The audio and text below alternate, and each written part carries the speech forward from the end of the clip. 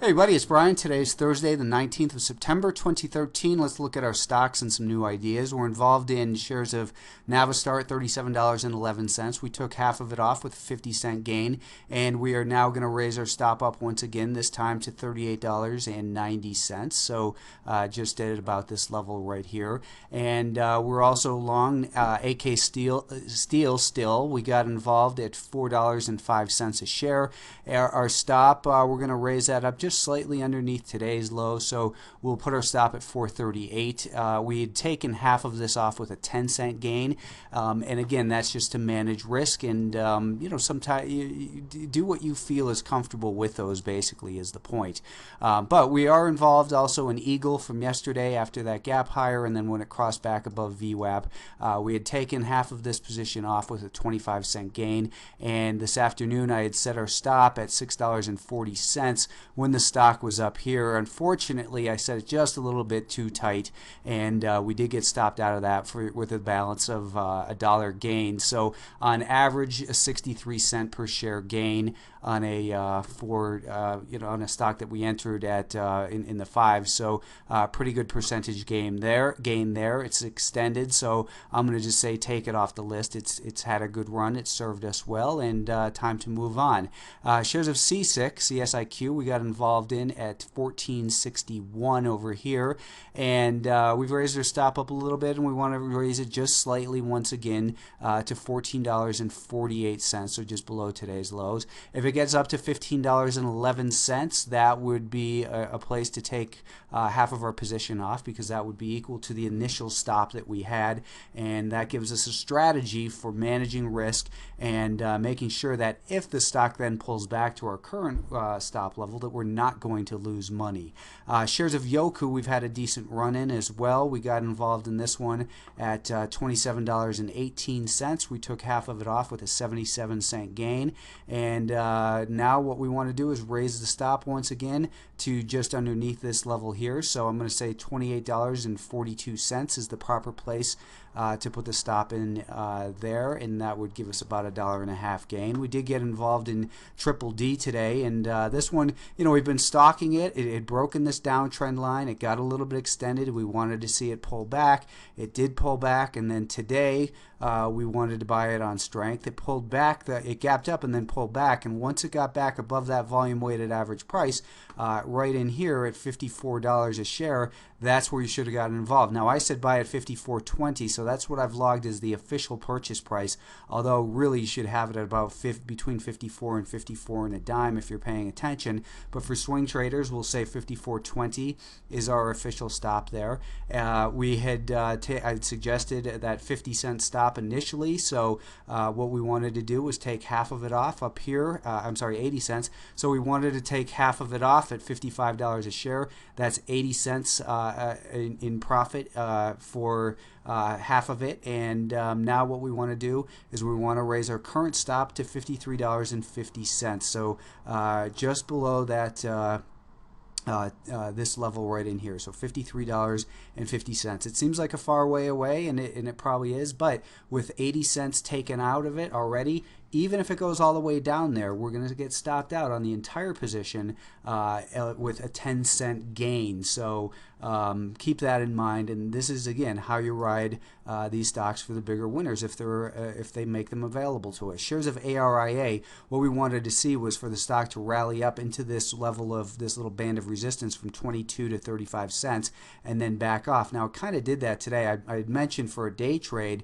the possibility of buying it long right here, and then as it got back up to that resistance, it pulled back and then ran right for daily R2. Now I'd say keep this stock still on your watch list. It still looks like a good one to me. It's a risky biotech stock, so it's always going to be just a watch list idea. Whether you get involved or not is up to you, but perhaps a pullback down towards that 2120 would be good, and there's a good sized short position in it. That kind of makes me nervous though, because it's a biotech and maybe the shorts know something. But this longer term trend line was broken. It held as support, and the weekly chart looks good to me. So I think that area still looks like a good stock to keep an eye on. Shares of BALT, I had suggested buying this one above 532 with a stop at 515 in the midday video. So that one did trigger and a small loss there for day trades as well.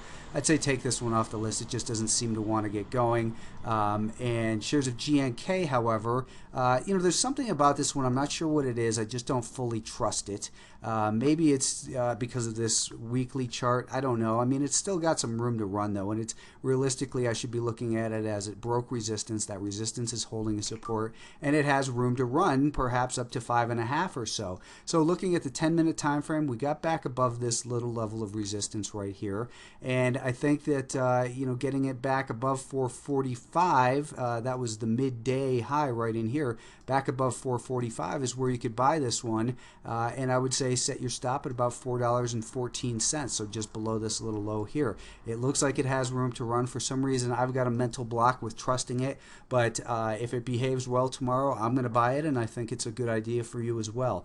Shares of HSOL didn't do anything in here. They're just kind of stagnated, and I don't like the way they're closing near the low end of the range, so I'm going to say take that one off the list for tomorrow. The weekly chart still looks like it's got room to run, and perhaps we'll visit that again next week, but I think the better looking solar stock would be this JASO. We've got a real nice tightening range in here, and we can see that maybe better on a 30-minute time frame. We can see in here. I think that the way to play this one is that you want to buy it above the 904 high that it made a few days back, right over in here at 904. That's the high for this week, and I would set an alert at $8.85, so just around this area. Now, it's holding that 5-day moving average, is just flattening out, and if you decide to get involved in it, initially I think that a stop should go at $8.34, so below this low right here. An alternative stop maybe at $8.60.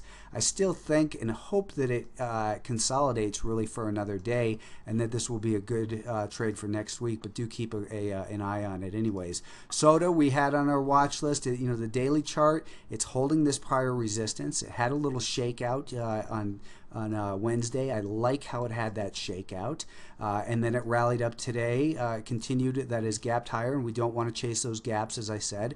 It looked like it was going to hold this 2-day volume weighted average price and pivot, so we were looking for a purchase above 68.36 this afternoon, because that's where it would have made that little higher high on above the volume weighted average price. So this is what we were looking for to purchase right here at this point, and then our stop was going to be below this low right here. So it's not ready yet. I think that what you want to do tomorrow is have an alert at $68.30 and see how it behaves there. I'm just going to keep this one on the watch list though, because it's just too choppy. It does have a big short position and has the potential for a bigger move higher with a nice looking weekly chart, but it's just a little bit too choppy right now. Hopefully it can kind of settle down for another day and then give us a better opportunity to enter this one.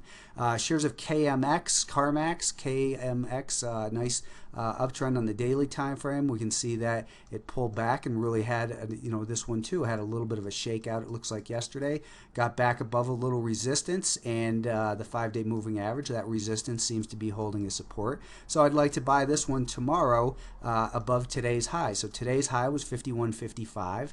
I think we can buy it above that level, and where we'll put our stop is just below this little level right here. So not just below today's close, but below the Wednesday afternoon closing low. So a stop in there of 51.07, buying above 51.55. It looks like it should be able to continue to move higher. Excuse me. Finally, shares of Yingli.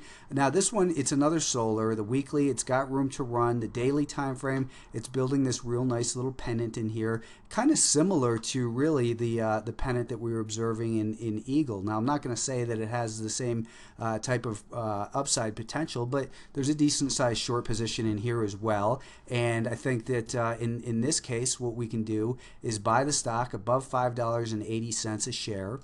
So that not only breaks that little trend line that forms this pennant, but it breaks the highs of 2 days ago. So we want to buy it above $5.80 a share, a stop of $5.44 initially, a tighter stop maybe at about $5.58, and maybe set an alert at about $5.76.